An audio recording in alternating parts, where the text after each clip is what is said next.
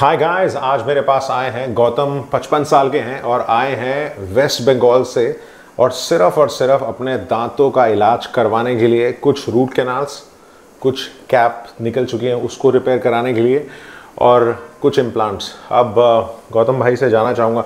हाँ जी गौतम जी। हाँ बोलिए। पहले कुछ मिसिंग दांत हैं लेफ्ट साइड में, ऊपर के दांत हैं तो नीचे के नहीं हैं, नीचे के दांत हैं तो ऊपर के नहीं हैं, तो गड़बड़ बहुत है।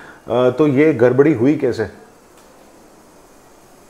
वो दांत उठाया है, दांत एक कर दिए हैं इसी के चलते। कहाँ पे करा था ट्रीटमेंट? हम वही हम लोगों ने वेस्ट बंगाल। ओके।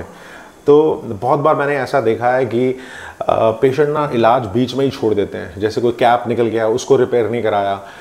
दांत अगर रूट कैनाल के बाद अगर छोटा हो गया, टूट गया, तो उसको निकलवाया नहीं। इन्होंने अपना दांत निकलवाया था, वो कहते हैं बहुत मुझे ब्लीडिंग हुई थी, तो मेरा एक्सपीरियंस अच्छा नहीं था, तो स्पेशली दिल्ली आए हैं। रेफरेंस से इनका एक फ्रेंड आया था, वो उसने मेरे से इम्प्लांट कराए थे। तो मैंने बोला ना कि वो बारीकी से काम करना और प्लानफुली उसको एग्जीक्यूट करना। अभी हम रूट कैनाल कर रहे हैं क्लीनिंग के साथ, और फिर उनको क्राउन दे देंगे। इम्प्लांट्स बाद में कराएंगे। बोला है कि अगर मुझे पेन नहीं होगा तब मैं इम्प्लांट्स कराऊंगा, बिकॉज ऑलरेडी डर चुके हैं। तो बहुत ध्यान से वो रिविजन डेंटिस्ट्री को समझना, पेशेंट को रिलेट करना और बताना कि why he has to go for that particular procedure. तो जब यहाँ पे आए थे दिल्ली, सिर्फ और सिर्फ दांतों के इलाज के लिए आए थे। सोचा था कि इलाज करा। ऐसे हम दिल्ली आते रहते हैं। ओके, दिल्ली आते रहते हैं। हाँ ओके। अब वैसे आपने बोला है कि मैं बॉडी चेकअप के लिए चेन्नई से कराता हूँ, वहीं बहुत।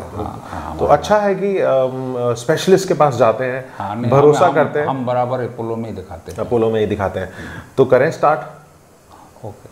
तो आपने मुझे बोला कि मुझे पेन नहीं होना चाहिए। होना नहीं चाहिए। ठीक है। और क्या क्या दिमाग में आ रही हैं चीज़ें?